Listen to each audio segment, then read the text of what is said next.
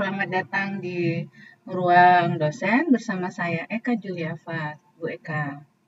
Baiklah, kita akan melanjutkan mengenai dasar-dasar beton bertulang, khususnya tentang material beton dan tulangan.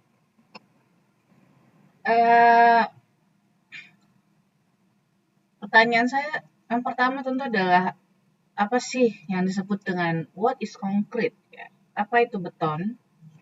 Beton itu adalah gabungan antara semen, portland, pasir atau agregat halus, kemudian ada kerikil dan agregat kasar, kemudian air, dan bahan tambah jika diperlukan.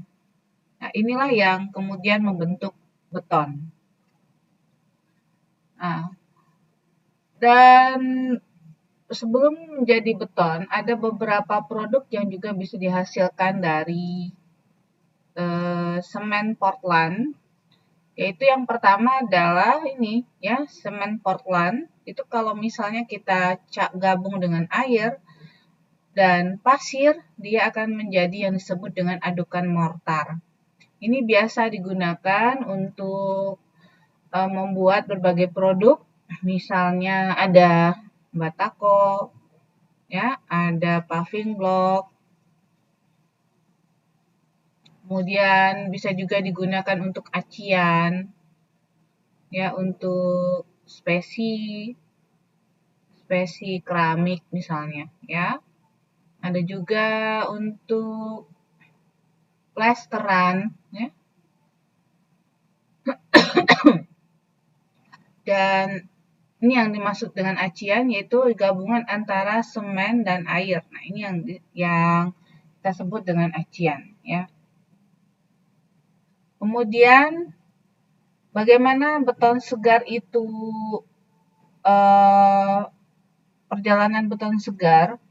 Itu beton segar itu biasanya kita bisa buat secara in situ, ya, in situ di lokasi proyek, atau bisa juga kita buat di batching plant dan kemudian ditransport ya ke lokasi proyek dan dipadatkan. Nah, beton kondisi segar itu masih bersifat plastis, ya, artinya dia masih bisa berubah bentuk dan belum mengeras.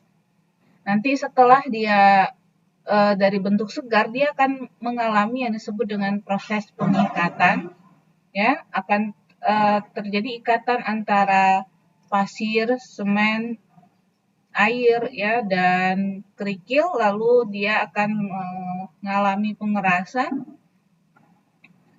dan selanjutnya bisa kita gunakan karena dia sudah menjadi beton dengan kondisi keras dan kaku. Nah,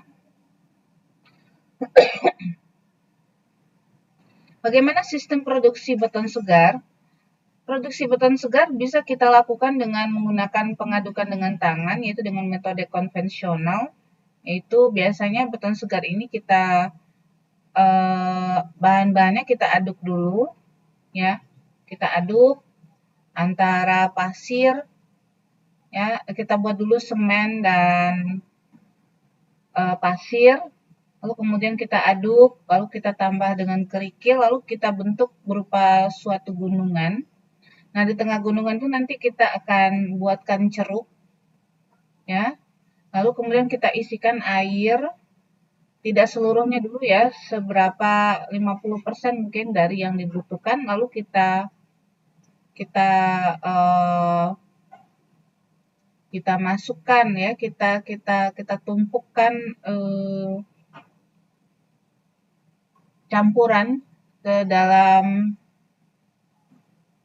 ceruk yang ada airnya tadi, lalu kita aduk, ya, lalu kita buat lagi seperti tadi, kita aduk lagi, kita buat lagi seperti ada cerukan tadi, lalu kita aduk lagi, lalu kita tambahkan air, ya, nanti sampai kebutuhannya, sampai nanti kita mendapatkan semen yang masak,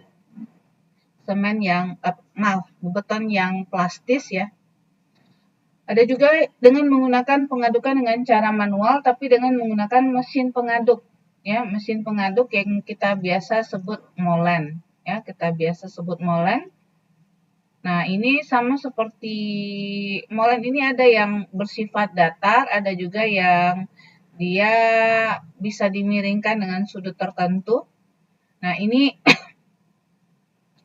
kita masukkan juga pertama kali adalah pasir, kerikil, dan semennya, lalu kita aduk dulu, baru kemudian kita masukkan airnya sampai nanti dia tercampur dengan sempurna. Ada juga sistem produksi beton segar, tapi dengan menggunakan proses di batching plant, ya, atau di pabrik semen, di pabrik pembuatan semen. Nah, di sini dia sudah menggunakan peralatan yang lebih modern. Materialnya juga ditransport, ya, sampai ke posisi ini, ya, sampai ke ini,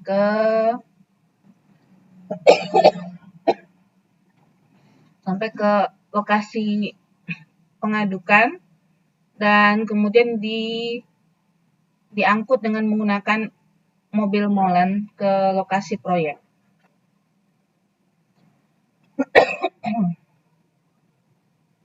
Nah, bagaimana keunggulan dan kelemahan beton sebagai material konstruksi? Ya, beton itu mudah dicampur, ya. Kondisinya dia mudah dicampur, dapat dibentuk sesuai keinginan, kemudian mampu memikul beban tekan yang berat, kemudian tahan terhadap temperatur tinggi dan biaya pemeliharaannya rendah atau kecil. Namun ada juga kelemahannya, yaitu beton itu sulit, ya, kalau dia sudah mengeras maka akan sulit untuk dirubah. Kemudian pelaksanaan pekerjaan itu memerlukan ketelitian yang tinggi.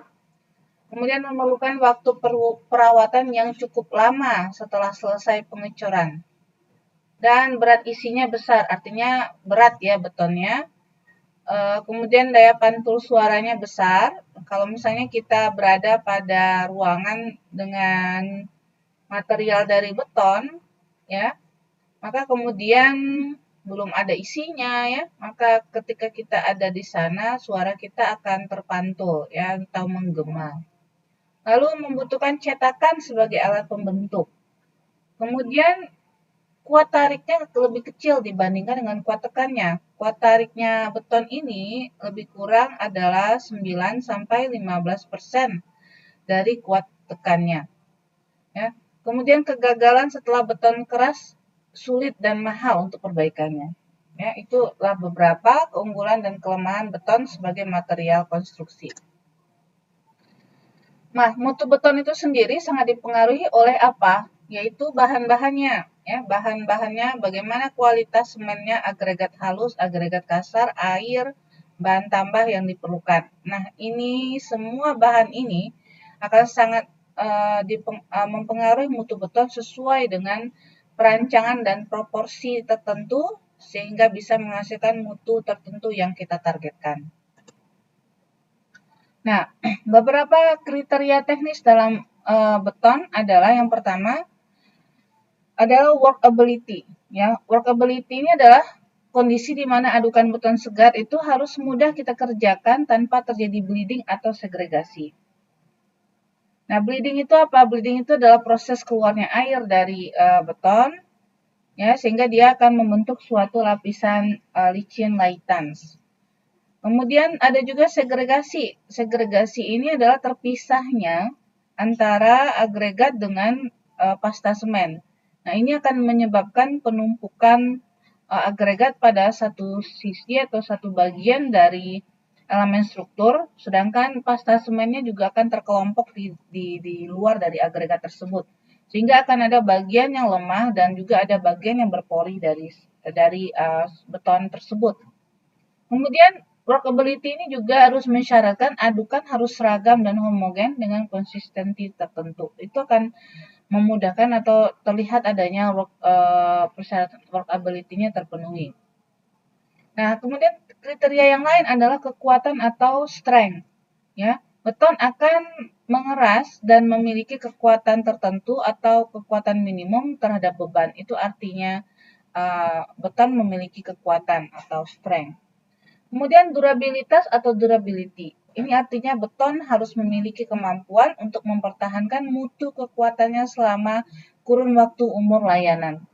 Nah, artinya kalau misalnya bangunannya dibuat dalam waktu 50 tahun, maka artinya beton ini harus mampu mempertahankan performa atau kuat tekannya dan tidak mengalami kerusakan atau degradasi selama 50 tahun tersebut. Nah, itu yang disebut dengan umur rencana atau durabilitas dari beton. Nah, untuk kekuatan beton pada umur tertentu, kita bisa melakukan berbagai pengujian. Nah, ini kita kenal yang ada di layar ini adalah pengujian mutu kekuatan tekan beton dengan cara destruktif atau yang disebut dengan merusak ya, uji merusak. Ya, di sini kita ambil sampel beton.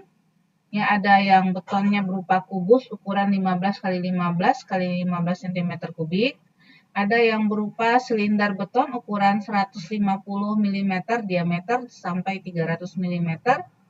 Nah, ini dan juga ada beton dengan bentuk benda ujinya berupa balok ya, dengan tujuan untuk melakukan uji kekuatan lentur.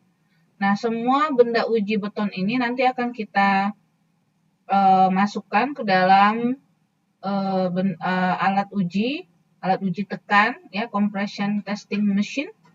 Dan kalau untuk balok beton dengan uji kuat lentur, kita akan masukkan ke mesin uji lentur. Nah, dari situ nanti kita akan mengetahui berapa kekuatan beton yang kita minta, apakah dia berupa kuat tekan atau berupa kekuatan uji lentur ya. Dan ada lagi metode uji yang sering sekali digunakan, yaitu metode non-destruktif ya, atau yang disebut dengan metode tidak merusak. Ini kita menggunakan Smith Hammer atau metode hammer test. Ya, di sini kita tepatnya sih sebenarnya bukan kekuatan beton ya, tapi perkiraan kekuatan beton ataupun malah lebih tepatnya adalah keseragaman mutu beton. Ya, di sini kita